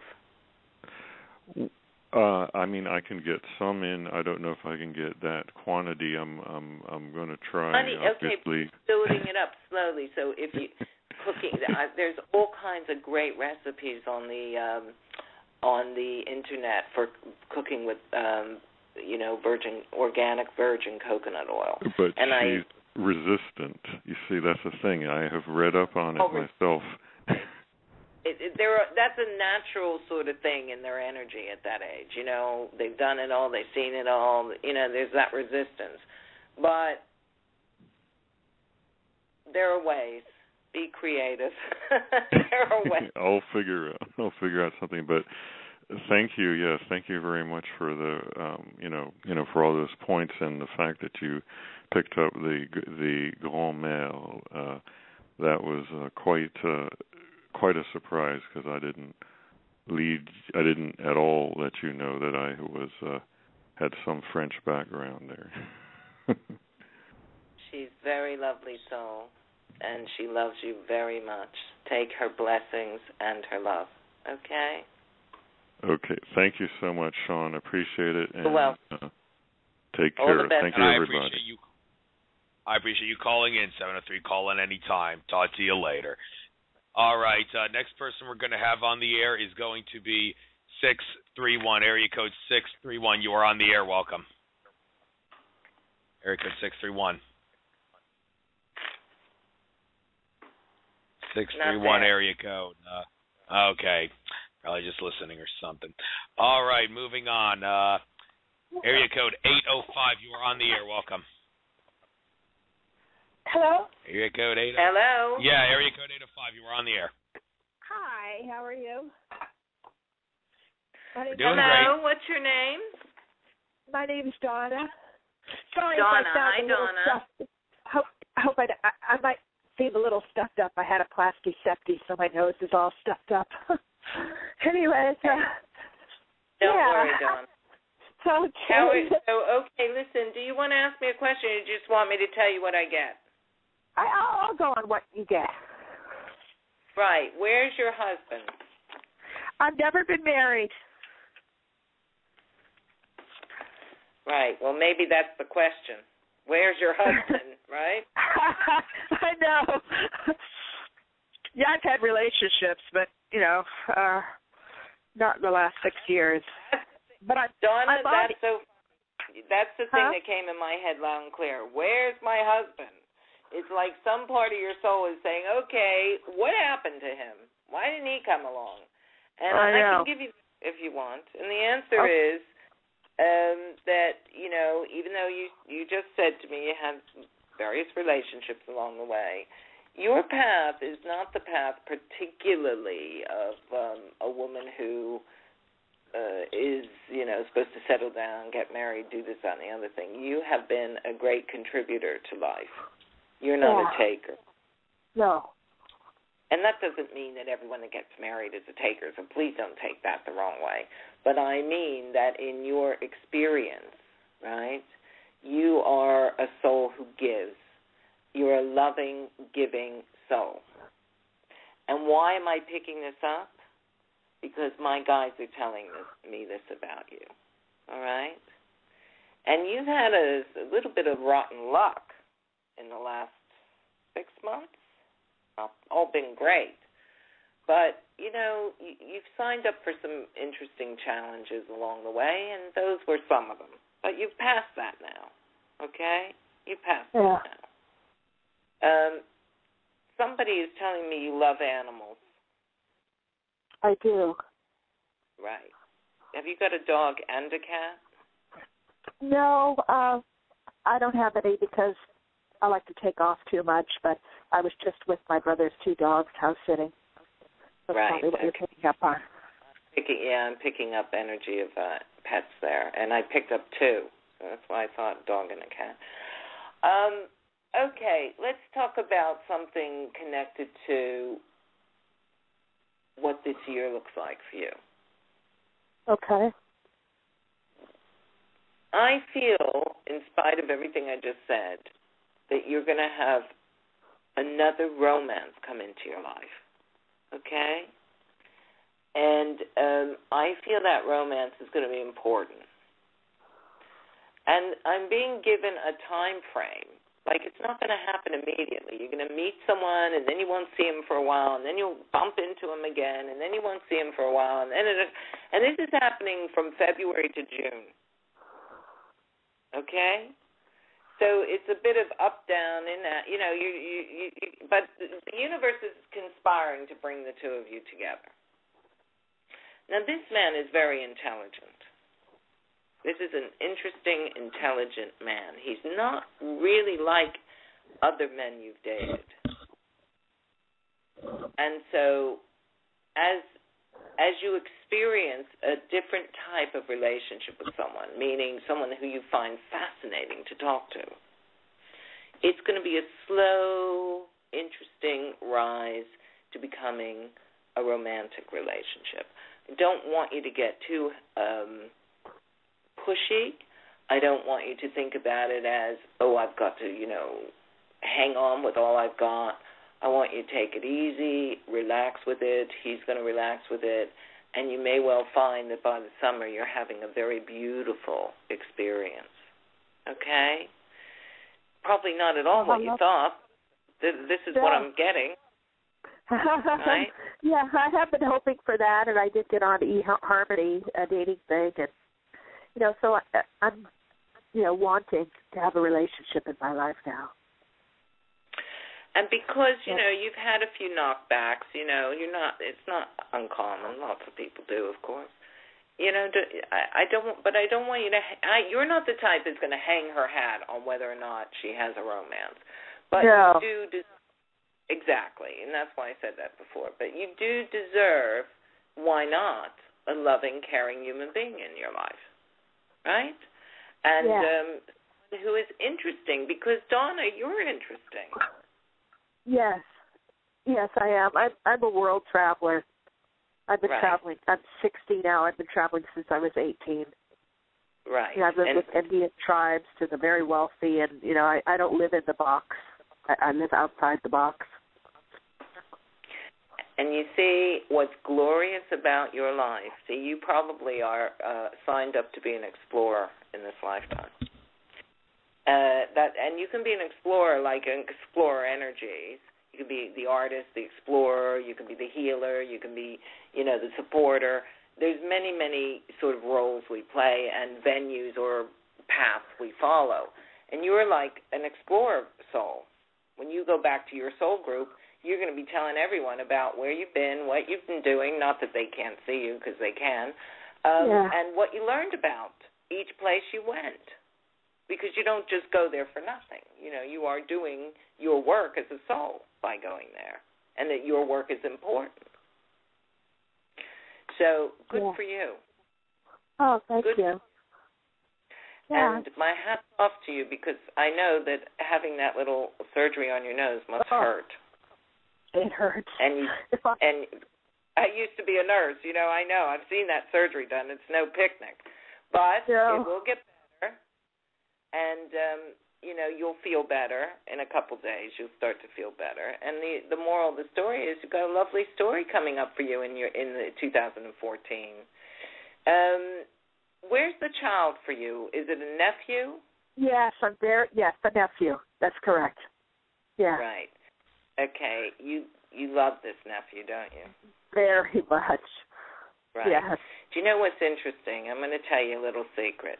This little boy, he's not a little boy anymore, but this young man definitely was your son in another life. I think so, too. Yeah. It's clear to me. Yeah. And you see what I mean by how we can go around with the same people, but we play different roles.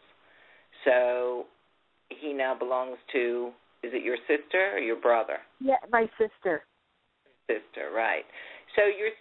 But he loves you guys so much that he just said, okay, this time you be the explorer, you know, so you go out and do your thing, and I'll go to your sister. And that was a done deal before all of you were born. Yes, and we're very close. Yeah. In fact, he's not talking to his mom right now. He's talking to me, and I'm hoping to get them back together. You know? Right. Yes, you're the real mom.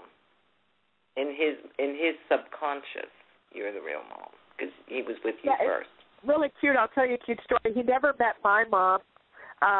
You know, she was on the other side when he was born, but he was 2 years old. He was in Kmart, and he went to where the fishing rods were, and the guy said to him, the salesman, did you want to buy a fishing rod? He was like 3 years old, and he said, yes, I want to fish my grandmother back here. Oh, bless. The cutest thing. Isn't that... We don't know where he got that from. He's a lover. He's a very clever young man. He's got a great card for intelligence and witty. And you know, he could do a lot of different things. He's very versatile. He's got a lot of gifts, but he does have a little bit of a chip on his shoulder. He sure does. And he that really chip does. Comes from being young and nobody takes him seriously. You do. I do. Yeah. Sometimes his mother says, you know, oh, do this, do that. Typical mother stuff, and he's like, hey, you don't know who I really am. You know? No, that's their battle. Yeah. Yeah, exactly. I know. I pick it all up. I see it all. Really? So the moral as he matures and grows up and he looks back, they'll both be laughing about this time. Oh, good. They will.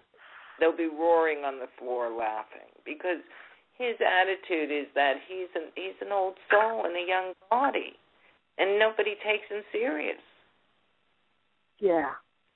So as he matures and he gets the place to be serious and people start listening to him, then his issue with his mother is going to be past.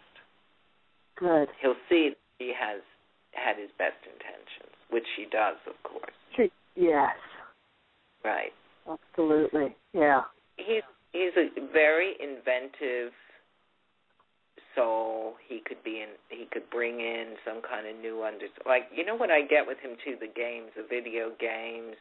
I also get the ideas. He's got a lot of ideas, and some of them are brilliant.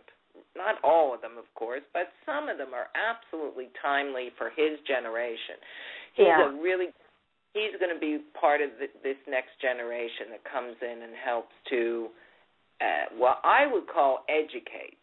So he might do it through video games. He might do it through writing. He might do it through acting. He might do it teaching. It's all, with him, it's words and it's images. Oh, okay. Well, I'll have to have my sister listen to this in the archives, you know. Yes. What does he do now? Is he just in school? He's in the Marines. He's 21 now. He's going to be getting out. Thank goodness he wasn't deployed to Afghanistan or anything. And I don't know what he's going to do. Well, you're going to see that I would, because he's had that experience, right? Thank God he's going to be home. Oh, yeah. And that's that story. Thank God. I'm going to help him. I'm going to help him. I would gear towards using his inventiveness. Okay. His ideas. He's going to be an idea person, but not some person who stands in front of a group of people and shouts out ideas. He's going to work on something himself and then bring it to fruition. Oh, okay. Good. I hope to help him with that. Guys. Oh, okay. You want me to? We got to move on to another call. Okay. We got to move on to another call. It was such a pleasure talking Donna, to you. all the best. God bless. Take care. Thank you so much. Bye-bye. Well. Yeah, I hate to do that, but we got to get these callers in one way or another. See, I can get into it for hours, so that's really good. Thank you, Andrew. And thank you to Donna, because, she wanted to hear it, and she got it. Next. Okay. We got 3 minutes per caller. 216. 216, you will be on. You're on the air. Welcome, 216.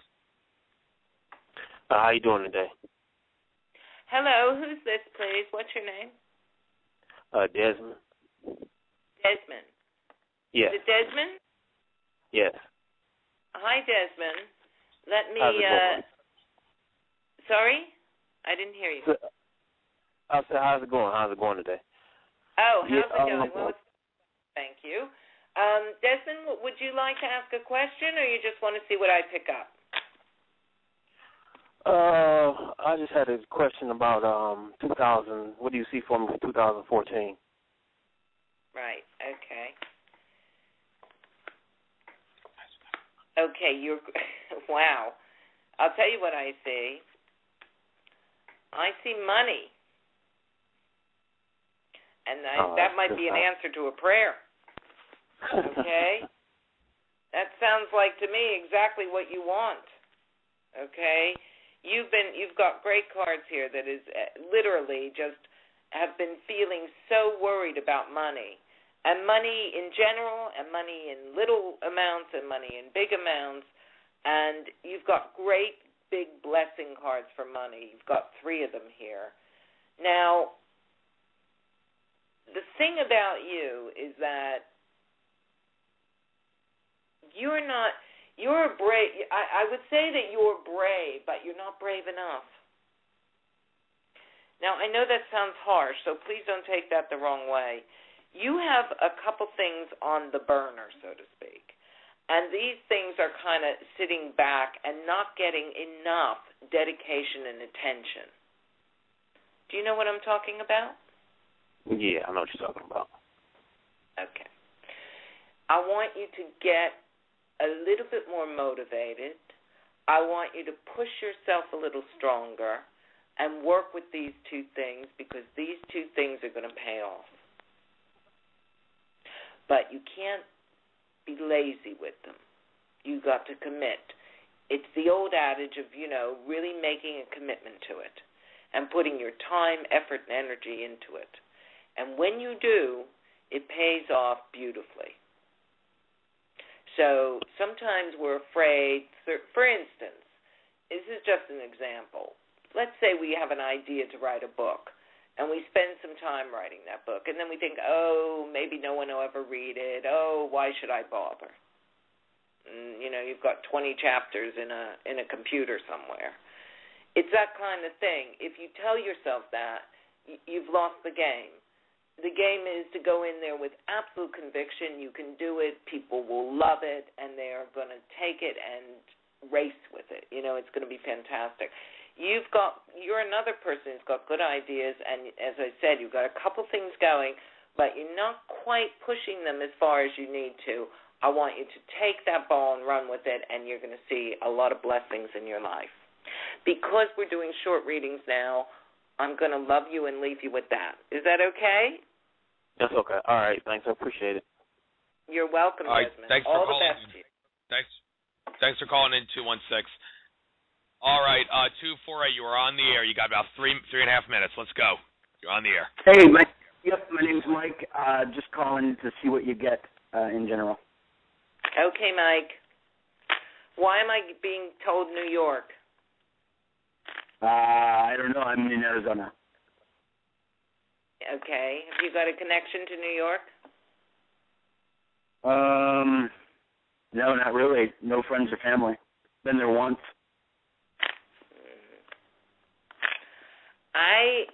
I know you're going to say to me, nah, I'm not going there. I got no reason to go there. No, I'm not going there. Yeah, but you're going there, okay? You're going to New York. And there's going to be a connection to someone in New York. And that is very clear to me. And maybe not New York. It could be Long Island. Would that have anything to do with my consulting business? Sorry? Would that have anything to do with a consulting business? With what kind of business? I'm not hearing that. Consulting? Oh, consulting. Yes. Why not? Okay. That sounds good to me. I'll accept that. I just feel the connection to New York, and I feel the connection to New York is going to be very, very, very good for you. Okay? Awesome. And don't be afraid of it. Don't say no. This is a time to say yes, yes, yes in your life. Okay? You've got an amazing 7 months ahead. Take wow. the phone away. I'm going into next spring, next summer. And you're a worker. I'll give you that. You work very hard, don't you? Yes. Yes. See? And humble about it, too, because you just went yes. And, people say to me, there's an old expression here, God loves a trier. And, boy, is that you. You really, I really feel your energy is like, I'm doing it, I'm going for it. Like the last caller, God bless him, a little bit reticent to shine. You're out there ready to, you're going for it. So yep. You're doing great. Keep going. You're on the right track. You're doing the right thing, but it's not local, your story. Your story is expanding to more national and possibly international. Okay? Interesting. And you're starting local, but you're going to spread out. And that's the key to your success. Don't keep it local. Okay? Right. Open those doors because, today it's a global market, and you might as right. well. And who's the lovely lady in your life? Is that your wife?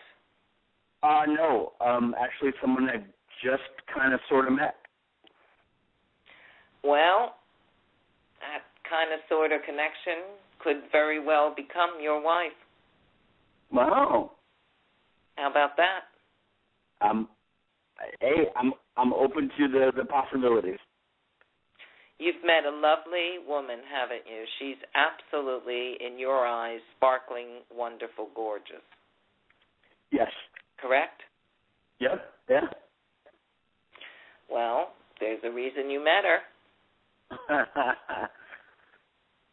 Nothing happens by chance.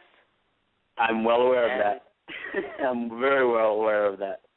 See, look how tickled you are. Isn't that lovely? So, you know what? All the best to you. Thank you so much. I appreciate your time. I told you a little secret here that you're probably going to end up marrying her, okay? But that's our secret. If you bombard her with that, she might get scared and run away. It's too soon. No. I'm cooler. I'm cooler than that. Be cool about it. But you're going to have a lovely experience. So well done, you. She's lovely. Isn't that nice? I'm going to love you and leave you with that. Thank you. You're very welcome. Thank you very much. All the best to you, Mike. Here. All the best to you, 248. All right. One last caller. You got exactly 4 minutes to do this. 562. You're on the air. Area code 562. Hello? On the air. Hello? Yeah, how you doing? Hi, who's this? Hi, my name is Sal. Hi, Sal. Hi, do you have a question for me, or do you want me to just tell you what I pick up? Yeah, if you see any positive changes coming up. Okay, let's have a look. Thanks for taking my call. You're very welcome. You know what? I've got a name here in my head, and it sounds like Rudy or Ruby. Does that ring anything to you? No. Can you take that? No. Rudy or Ruby? Yeah, it sounds like Rudy, actually. Man's name. No, I don't know anyone by that name. Okay, sometimes when I get a name, it's a heads up. A heads up, that person, meet that person, right? And in that situation where that person, you meet them, there's going to be an experience that's important for you to, just be aware. And that's a good feeling I have with that. In fact, I see you shaking this man's hand. That's the image I'm getting. And, it might be his last name, Rudy, but it sounds like Rudy to me, which is not a common name, but that's what it sounds like. Now, so that's one thing that comes up very quickly. The other is, would you love to travel? Are you itching to get out of where you are? Yes. I feel like my feet are itchy. I can't wait to go. Yeah. Can you get away for Christmas? Can I get away? For Christmas. No, I don't think so. I'm at the moment I'm unemployed and I'm taking care of my mom who's sick. Right. So. Okay. I feel like something's going to happen for Christmas. Either you're going to get a little bit of a reprieve, so you get to spend Christmas with your mom, and then you get a week off, and somebody comes and helps her, right? But I do see you traveling a wee bit around that time, okay? And there is money here. Somebody stepped up and helped you, right? Now, the other thing that I wanted to say to you is, does your mother have problems with her legs? Does my mother have problems with her legs? With her legs. A little bit. I'm feeling my legs hurt me.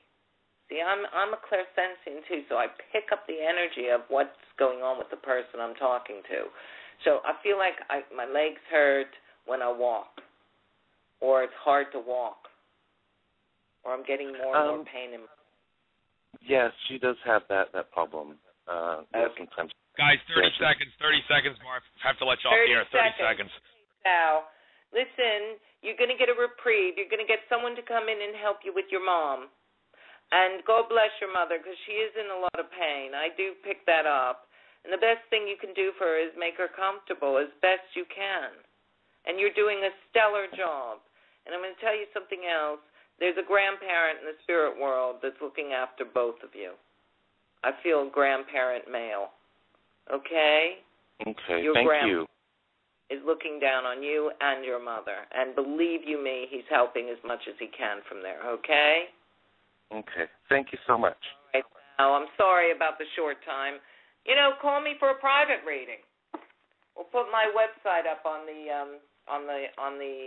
chat room. Okay? And then we can do more. It's very hard with just a couple minutes, but that's it for now. Take care. All the best.